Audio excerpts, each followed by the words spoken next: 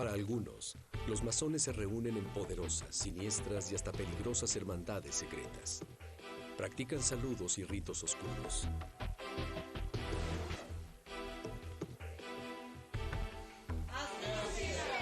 Para otros, los beneficios de la masonería pueden rastrearse desde los orígenes de los estados latinoamericanos. ¿Qué son? ¿Qué hacen? ¿Para qué se reúnen? ¿Por qué los rituales? Secreto masón. El secreto masón se mantiene en secreto. Ese secreto es inviolable. Porque eso es parte de la masonería, es el secreto. ¿Cuál es el secreto de la masonería? ¿Quiénes son los masones? ¿Qué hacen? ¿Para qué se reúnen? ¿Por qué los rituales? Que por primera vez en su historia abre sus puertas. ¿Qué hay y qué pasa dentro de estas puertas?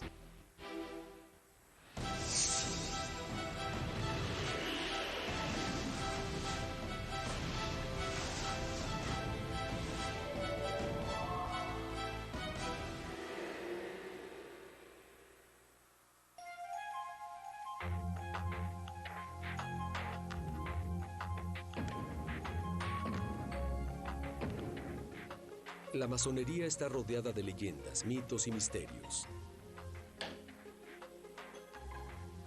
¿Cuáles son los secretos que oculta?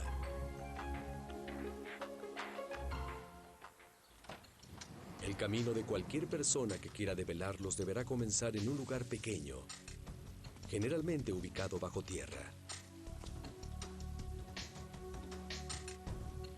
Así comienza la iniciación de un masón.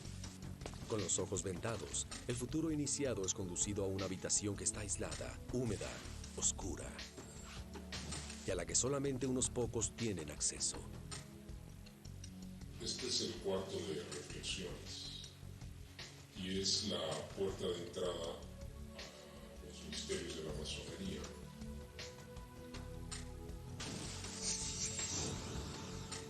Son misterios que los masones ocultan de los que llaman profanos y que solo protegiendo su identidad son capaces de revelar.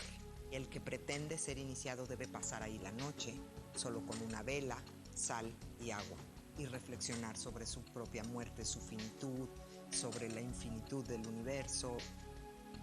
Cada elemento presente en la cámara o gabinete de reflexión busca concienciar al futuro iniciado del cambio que deberá realizar en su vida si desea convertirse en masón. La vela le recuerda la luz interior que busca.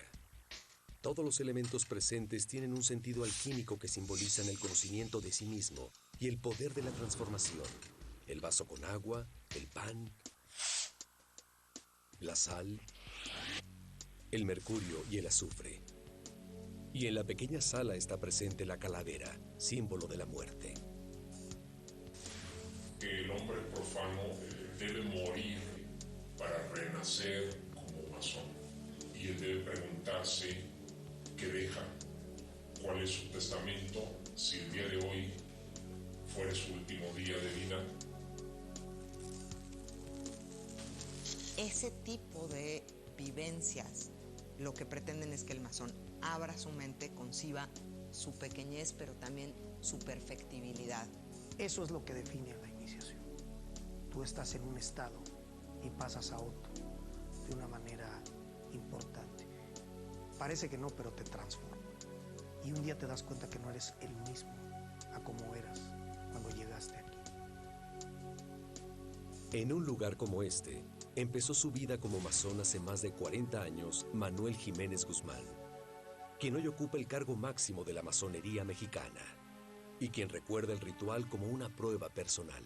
Reconocerme a mí mismo, el poder a prueba mi capacidad, mi valor personal, mi hombría de bien y mi capacidad para resolver lo que la masonería en la iniciación plantea. Un rito de iniciación que también vivió el hoy gran maestre de la masonería argentina, Jorge Clavero. A uno lo sientan en una habitación y le piden que escriba lo que siente y uno escribe allí la sensación que tiene, ¿no es cierto? Y el porqué del ingreso, qué espera de la institución que lo va a acoger, etc. El ingreso a la masonería es voluntario. El candidato debe ser presentado por un masón y ser entrevistado. Y luego de que su admisión es aprobada por los demás hermanos, el candidato debe estar dispuesto a transformar su forma de vivir y de ver el mundo.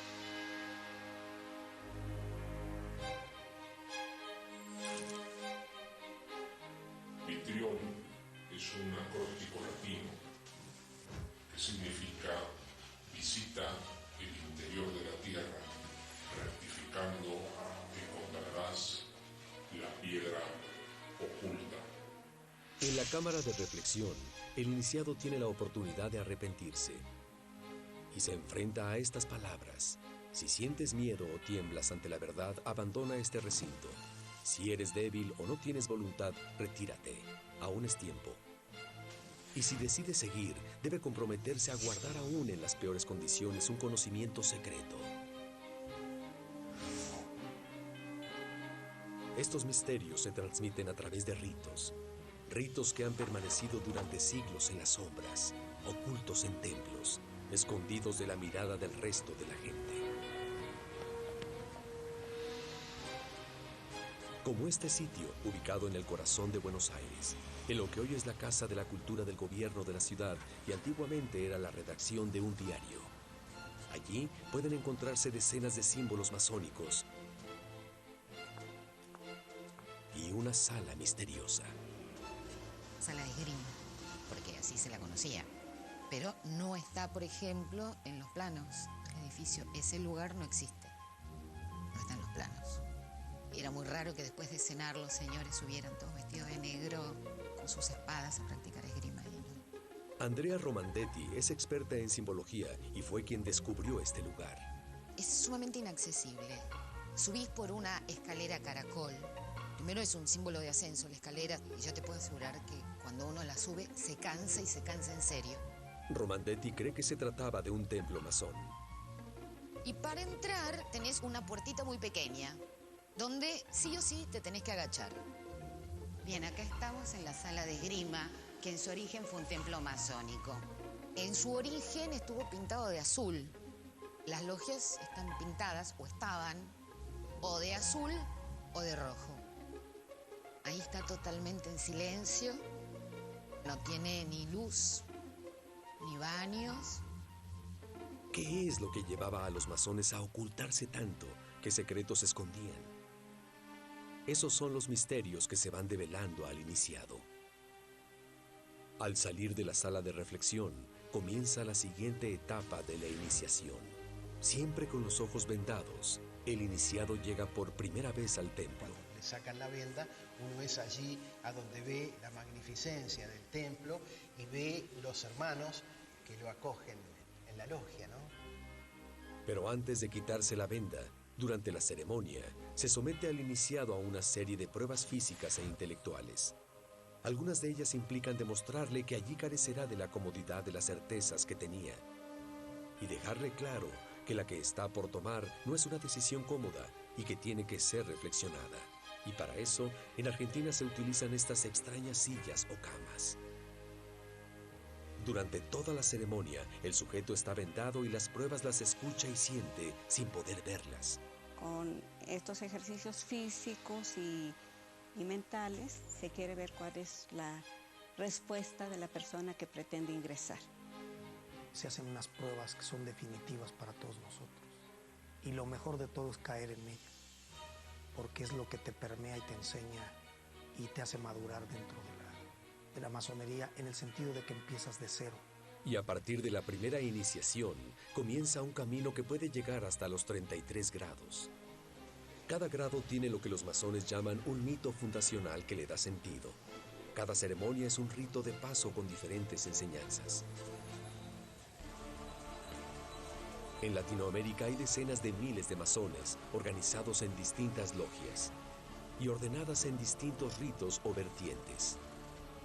Algunas de origen local, como el Rito Nacional Mexicano, y otras cuyas jurisdicciones pueden rastrearse hasta organismos masónicos europeos, principalmente franceses e ingleses. Actualmente el rito más practicado es el llamado escocés antiguo y aceptado.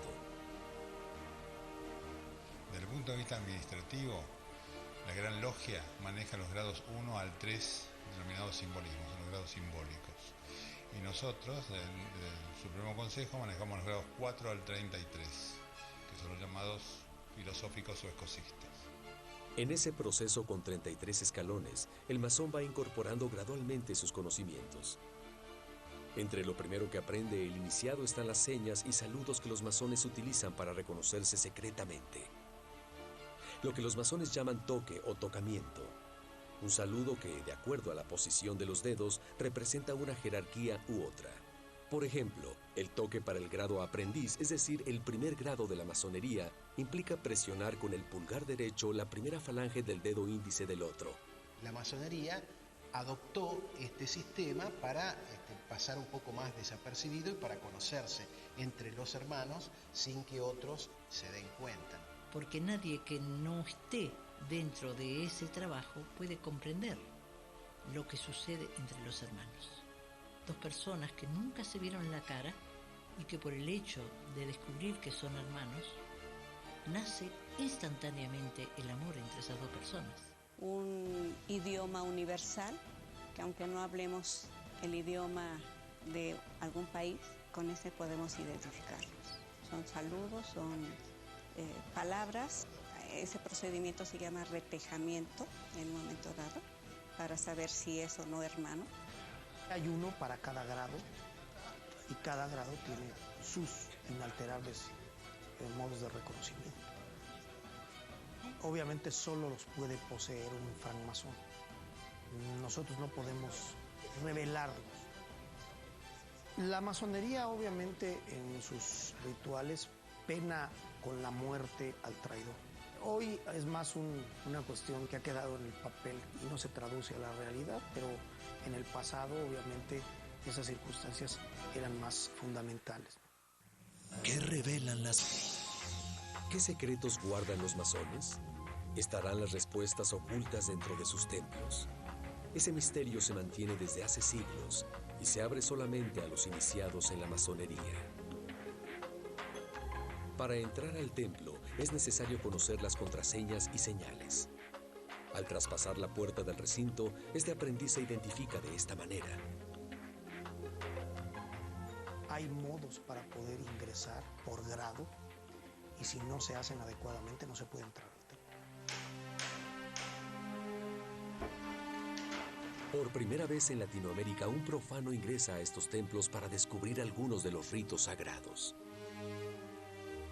Por primera vez en su historia, abre sus puertas para exhibirlo ante el mundo. Dada la noche...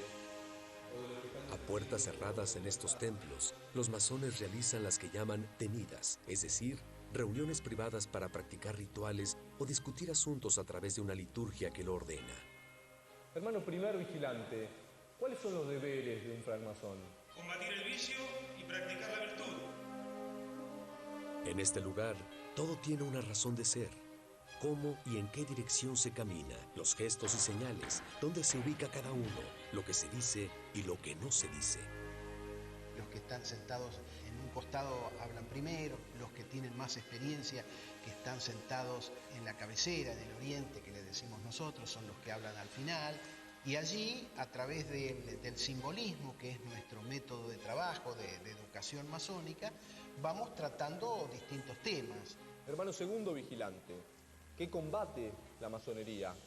La ignorancia, la superstición y las tiranías. Los masones se reúnen regularmente y también celebran rituales o tenidas especiales, tanto abiertas como cerradas, para diversos asuntos. Desde celebrar iniciaciones hasta ceremonias de reconocimiento conyugal o rituales que giran en torno a la muerte.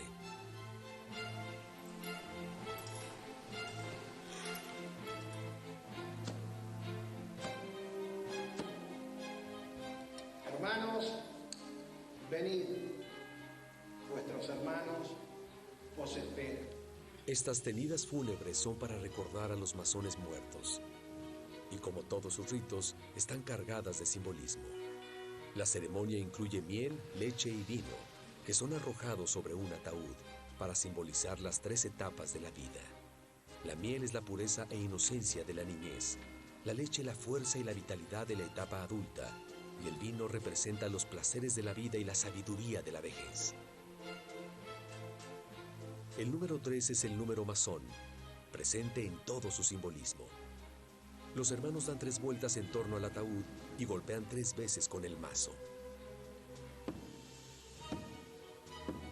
Esos 3 golpes misteriosos y de diversa intensidad simbolizan 3 fases en la vida del hombre: el nacimiento, la edad viril y el último suspiro. Son rituales que han permanecido durante siglos y que se repiten en todo el mundo. La masonería llegó a México a fines del siglo XVIII y hoy cuenta con decenas de miles de miembros. El masón es un hombre disciplinado. Aquí se habla cuando se tiene que hablar solamente. Los masones buscan dominar la palabra y también sus emociones, para intentar superarse siguiendo las reglas de su institución. Desea que todos y cada uno de los que pertenecemos a ella seamos seres pensantes, que razonemos, que analicemos, que tengamos la posibilidad de emitir nuestros propios juicios. Declaramos abiertos los trabajos en tenida blanca. Tomada asiento. ¿Qué dotes deben adornar al masón, querida hermana segundo vigilante? Sabiduría, fuerza y unión, venerable maestro. La masonería se traduce en conocimiento. Eso es la masonería. En el centro del templo masónico siempre está el llamado ara, donde se ubican 3 velas, la Biblia y por encima de todo, la escuadra y el compás, que es el símbolo masón por excelencia en recuerdo de las herramientas de trabajo de los primeros masones. Y es obligación del masón estudiar lo que usted está viendo aquí, el universo y sus símbolos, y la interpretación de la cultura, de la política, de la filosofía, de las ciencias exactas y de la ciencia y la tecnología. Los masones de cada siglo han ido dejando por las ciudades sus señales y símbolos, que solo serán interpretados por aquellos que puedan reconocerlos. En el centro de la Ciudad de México se encuentra el Palacio Nacional. Y pocos de los que pasan por allí se percatan de la presencia de la escuadra y el compás. En el techo del que fue el Congreso mexicano se encuentra el triángulo con el ojo, símbolo del que los masones llaman Gran Arquitecto del Universo.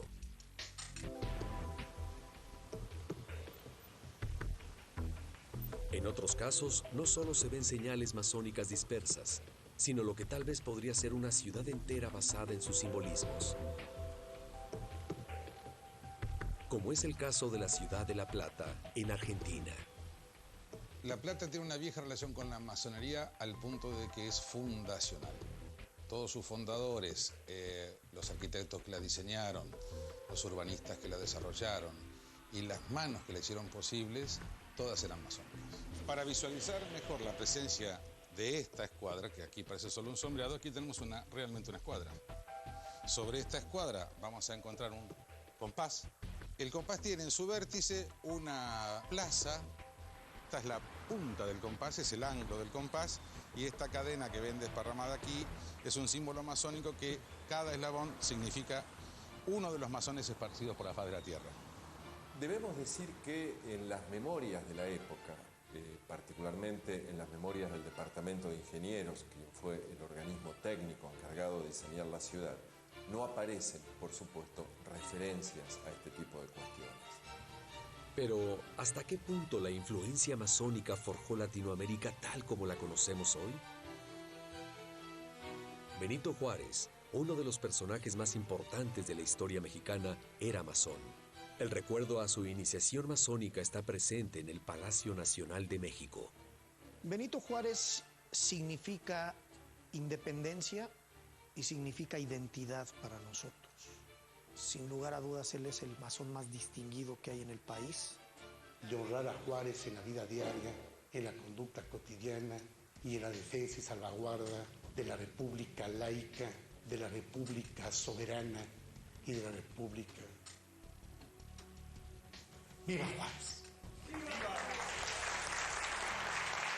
Si todos esos líderes de la emancipación americana no hubieran tenido el apoyo de la masonería, no hubieran podido luchar contra ese poder totalmente concentrado del absolutismo monárquico. Los prohombres de la historia, como San Martín, vinieron imbuidos por los valores de libertad, igualdad y fraternidad. De que fueron miembros San Martín, Miranda, el mismo Bolívar, registros en instituciones masónicas no hay. Muchos de ellos fueron miembros de lo que se conoce como logias Lautaro, o Sociedad de Americanos, o Sociedad de Caballeros Racionales. Pero este tipo de organización es lo que nosotros denominamos sociedades paramasónicas, que toman la forma de la masonería, pero no son masonería en el sentido de que no están registradas a ninguna obediencia masónica existente. El hecho es que numerosos masones han estado vinculados a la vida política de sus países, moldeando sociedades de acuerdo a sus ideas. En el Uruguay, la masonería ha marcado la vida cultural, política y social. Un país que yo diría que es un país muy masónico en el sentido de cómo ha permeado a las instituciones, a la sociedad toda e incluso a las instituciones educativas públicas del país.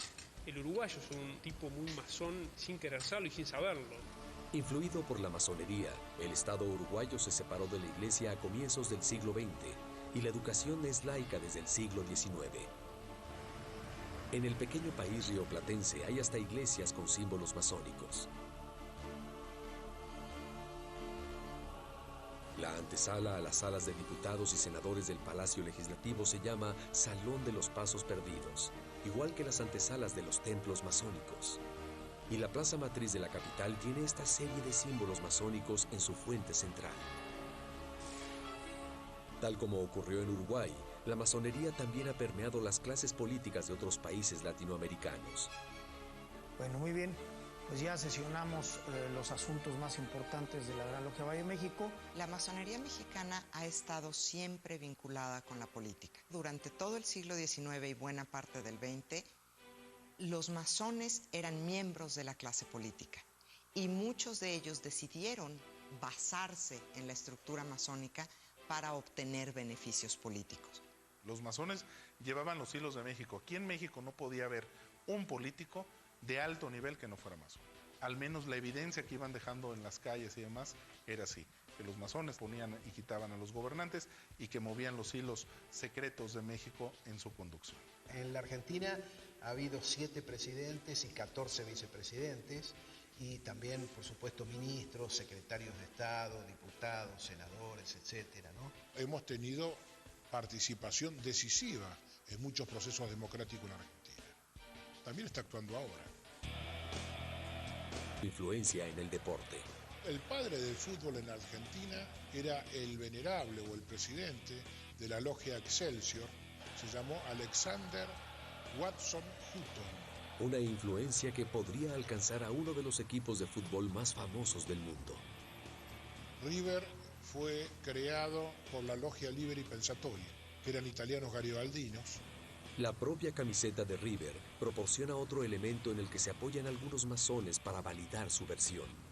Pedro Martínez, influenciado por sus ideas masónicas y conocedor que en Escocia los grandes maestros llevaban una banda roja, habría sido el que sugirió la inserción de esa banda en la camiseta inmortalizada a lo largo de la historia de River. Sin embargo, esta no es la historia oficial del Club Atlético River Plate de Argentina. No hay fundador del club que haya nombrado nunca el tema masonería en ninguno de sus aspectos. Si lo hubo, se lo llevaron a la otra vida. En otros ámbitos como el artístico, también se ha ligado a figuras importantes con la masonería.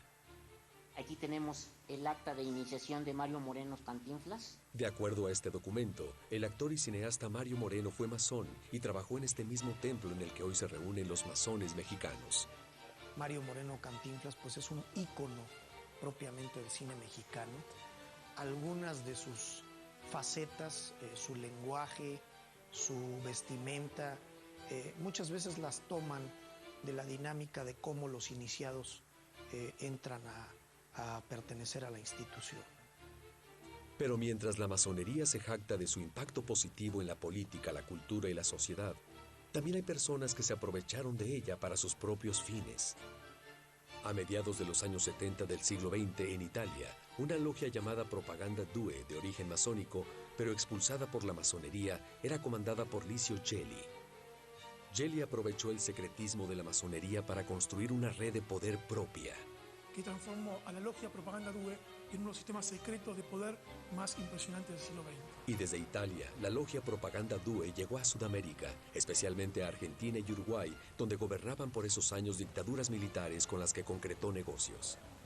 Durante el golpe de Estado de 1976, firma con Roberto Viola, con el general Viola, uno de los dictadores que comandó la Argentina, un acuerdo por escrito donde Gelli se compromete a trabajar para la dictadura a cambio de negocios que la dictadura le abre, como la venta de armas o injerencia en el sistema bancario, tanto en Buenos Aires como en Uruguay. La masonería rechaza haber estado involucrada en las acciones de Licio Gelli y la P-Due.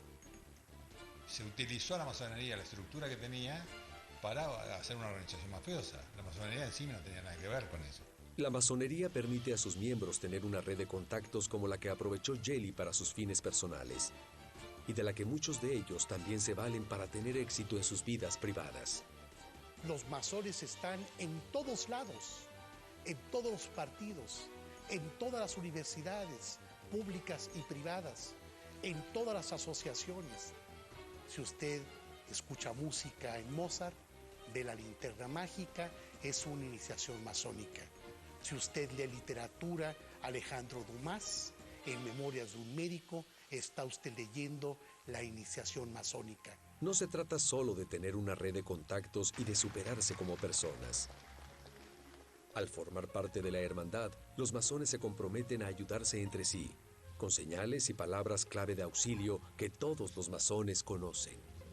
Los mismos inalterables medios de reconocimiento también tienen palabras de auxilio. Y en ese sentido, pues el masón que tenga la posibilidad de ayudar tiene la visión de hacerlo en proporción a sus posibilidades, a sus saberes. Es al mismo tiempo una hermandad en la cual sus miembros se otorgan apoyo, apoyan a las viudas, a los hijos. Funciona como un intermedio en muchos casos entre el Estado y los miembros de la sociedad. ¿Y hasta dónde puede llegar un masón contando con la ayuda de sus hermanos? La gran mayoría de los presidentes mexicanos desde la independencia, de más de medio centenar, han sido masones. Mass animal.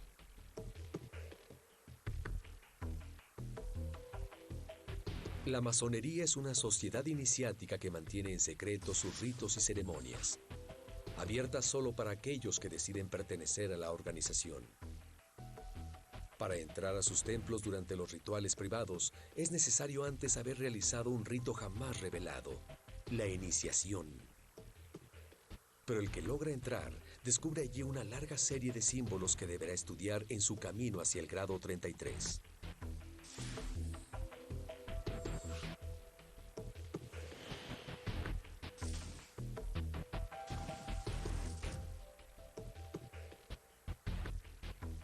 Un símbolo siempre presente en los templos masónicos es el ojo del llamado Gran Arquitecto del Universo. La masonería dentro del libre pensamiento entiende que el universo no pudo ser formado por el azar o por la casualidad, sino que realmente existe una causa primera que tiene un plan, un arquitecto grande. ¿Qué es el Gran Arquitecto del Universo?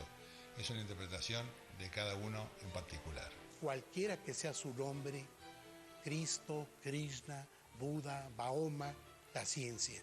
Y según los masones, es precisamente esa tolerancia religiosa y lucha por la laicidad en el Estado, la educación y en la sociedad en general, lo que ha enfrentado a la masonería con su principal rival, la Iglesia Católica. La Iglesia Católica rechazó a la masonería prácticamente desde sus orígenes. Desde 1738 se promulga una bula papal en contra de la masonería. Y la tenía prohibida no solo como un delito, sino como una herejía, como una afrenta a la fe católica. Históricamente la masonería y la Iglesia Católica tuvieron una serie de enfrentamientos y desencuentros que derivó incluso en la excomunión. La Iglesia Católica siempre ha intervenido para perseguir a los masones. Muchos de ellos fueron sacrificados en las hogueras de la Santa Inquisición. El problema de hablar de la masonería y de que algunas veces habría víctimas, pero el problema es que mientras se dicen solamente cosas pero no se prueban, se queda hasta ahí. Lo importante es dónde están las pruebas. La masonería en cuanto sociedad secreta, si ella atenta contra la Iglesia y los principios del Evangelio, sería una contradicción ser masón y a la vez ser católico. Sin embargo, siempre ha habido miembros clero católico que han sido masones, aunque es mucho más drástica la postura antimasónica de la Iglesia Católica que la postura anticlerical de la masonería mexicana. Pese a las persecuciones de la Iglesia, que los obligó a permanecer ocultos durante muchos periodos de la historia, los masones han logrado mantener vivos sus ritos y simbología a través de los siglos. A la entrada de los templos están las dos columnas que imitan a las del templo del rey Salomón, y que cuando el iniciado pasa entre ellas, revive el parto a través de las piernas de la madre, para representar el nuevo nacimiento como masones. Al pie de las columnas está la piedra en bruto, que simboliza al aprendiz de masón, y la piedra pulida, es decir, el masón que ya domina los secretos y rituales. Enfrente de las columnas, orientado hacia el este, está el lugar donde se ubican las autoridades de la logia. El sitio es llamado el Oriente.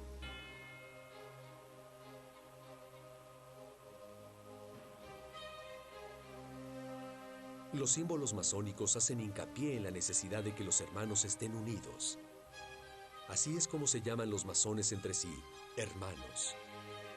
Y la cadena que siempre está presente en los templos e incluso en muchas tumbas de masones simboliza ese deber de los hermanos de estar juntos.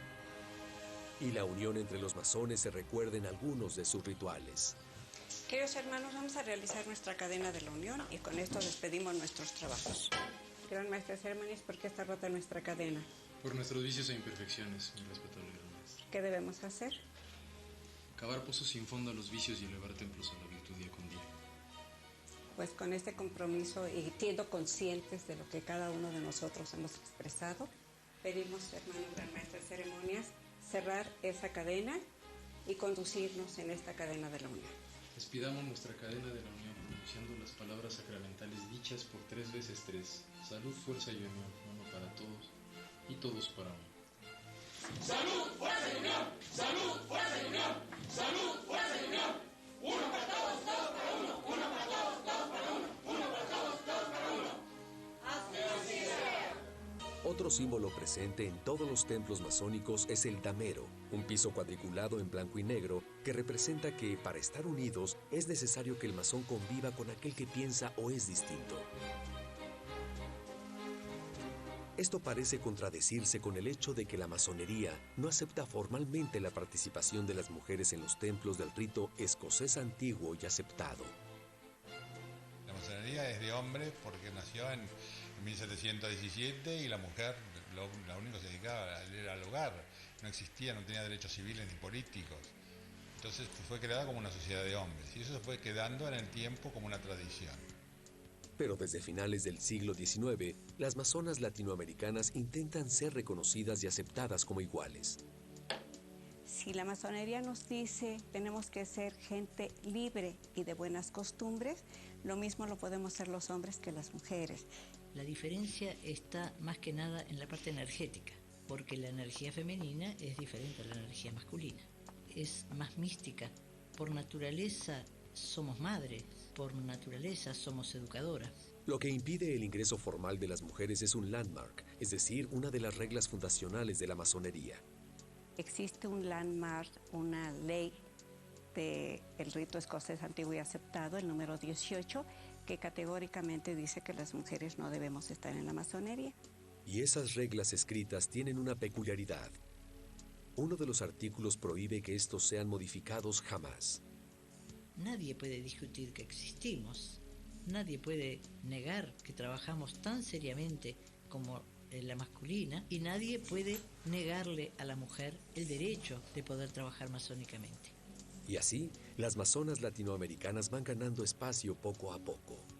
Mujeres de varios países de Sudamérica se reúnen por primera vez en el Gran Templo Masculino de Buenos Aires para festejar el 10º aniversario de la Gran Logia Femenina de Argentina. Ellas pasaron por los mismos rituales de iniciación que los hombres. Porque la unión de todas las mujeres va a ser lo que hace posible, queridas hermanas, que la masonería transforme el mundo. Salud. Fuerza. Fuerza. Y unión. En México, las líderes de las grandes logias femeninas logran entrar por primera vez al gran templo de los grados más altos de la masonería masculina, el llamado Gran Consistorio de Grados 33. Y aunque, a diferencia de los hombres, no las dejaron portar allí sus atuendos masónicos, por primera vez fueron llamadas hermanas por el Gran Comendador. Estas últimas palabras primero se inician con mi gratitud a las hermanas y hermanos el día de hoy. Fue la primera vez y creo que eso es importante para ellos y para nosotros, ¿no? Porque pues parece que no, pero habrá un futuro en que nos podamos unir todos juntos. En términos generales, el papel de la mujer ha estado siempre relegado en la masonería. Y la masonería que permite el acceso de las mujeres pierde reconocimiento internacional. Por lo tanto, muchos masones, aunque quisieran aceptar mujeres, prefieren evitar los conflictos con las organizaciones masónicas internacionales y no incluir a las mujeres en sus grupos.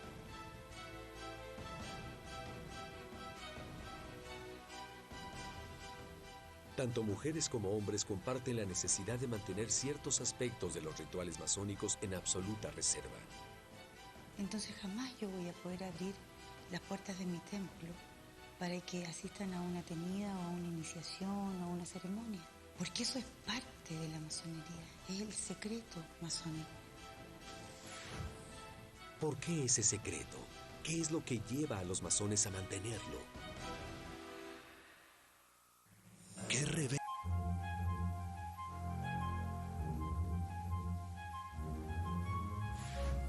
Durante siglos, los masones se han mantenido ocultos, protegiendo una tradición que conservan desde la Edad Media. Un secreto que se transmite a través de las experiencias de vida, en las iniciaciones y en las llamadas tenidas. Al expresar nuestros juramentos, expresamos también la discreción que debemos guardar para esto. Hoy tenemos aspectos disciplinarios y leyes penales para obviamente poder controlar cualquier tipo de liberación de secretos de la masonería y obviamente se traducen en la expulsión para siempre de la orden. Los rituales tienen un poder transformador, lo que nosotros tan sagradamente resguardamos de los ojos de los profanos. Ese secreto es inviolable. Según los masones, aunque quisieran o fueran obligados a hacerlo, les sería muy difícil revelar ese secreto. Es muy difícil poder contar algo vivencial. Es difícil contárselo a un profano y es difícil contárselo a un hermano. Es casi como si yo te pidiera que me relates el amor que le tienes a tus hijos. El conocimiento que se adquiere al interior de la orden masónica, pues es un conocimiento personal, vivencial, que se deriva de la interacción con otros miembros y de la ritualidad, y que solamente viviéndolo se puede adquirir. Ese conocimiento nace con los masones originales en la Edad Media, pero aquella era una organización distinta a la actual. Lo que se denomina masonería operativa, que eran las cofradías de constructores, las cofradías de albañiles, arquitectos, todas las personas que se dedicaban al arte de la construcción. La palabra masón viene del francés y quiere decir albañil u obrero. Ellos eran los encargados de construir palacios, iglesias, castillos y puentes. Y para ello transmitían los secretos constructivos de un masón a otro. Durante el siglo XVII se va transformando, va aceptando miembros que no son parte del arte de la construcción que son filósofos, políticos, médicos, químicos, y que empiezan a utilizar el espacio, la estructura de lo que era una cofradía para generar una sociedad de pensamiento, una sociedad de ideas. Pero el vínculo con los masones originales nunca se perdió. Simbólicamente se nos entregan herramientas, y esas herramientas, que son muy parecidas a los instrumentos que ocupan los albañiles, con esas herramientas nosotros tenemos que construir ese templo a la virtud que nos reclama la institución. Así, el secreto de la construcción da paso a uno más complejo. Lo que supuestamente existe detrás de esos orígenes es ese secreto que los masones poseen, ese conocimiento del universo, de la naturaleza, del ser humano, que se va transmitiendo solo de iniciado a iniciado y que supuestamente los masones preservan. Es precisamente ese secreto lo que hace que la polémica en torno a la masonería siga instalada. Hay segmentos de la masonería que son oscuros.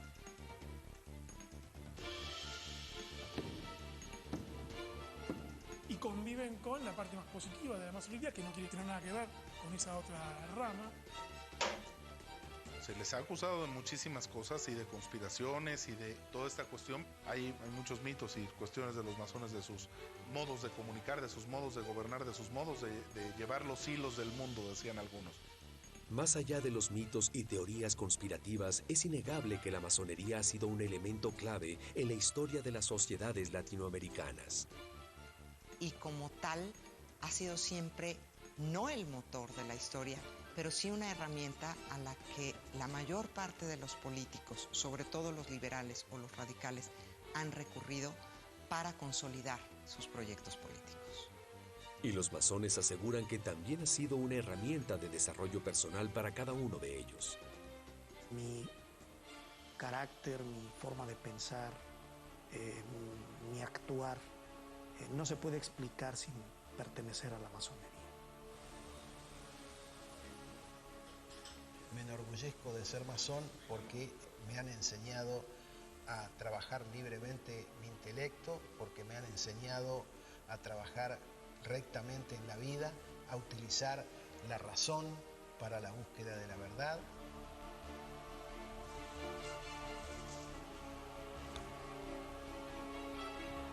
Las grandes ventajas de ser masón es el irse preparando paulatinamente, gradualmente, en un camino de sabiduría, de cultura y de filantropía. Así será, comandante jefe. Sus críticos siguen teniendo reparos. Te dice solamente una parte, te habla de ritos de iniciación, te habla de que cualquier persona puede ser masón, incluso obispos y sacerdotes, pero en el fondo siempre queda la pregunta: ¿qué son? ¿Qué hacen? ¿Para qué se reúnen? ¿Por qué los rituales? Las reglas de la masonería juegan en contra de la transparencia, de abrir las puertas de sus templos a la comunidad. De alguna forma la masonería va a tener que terminar de resolver esa contradicción entre el secreto y la transparencia para mostrarle a la sociedad que son un grupo de personas que simplemente quieren un mundo mejor.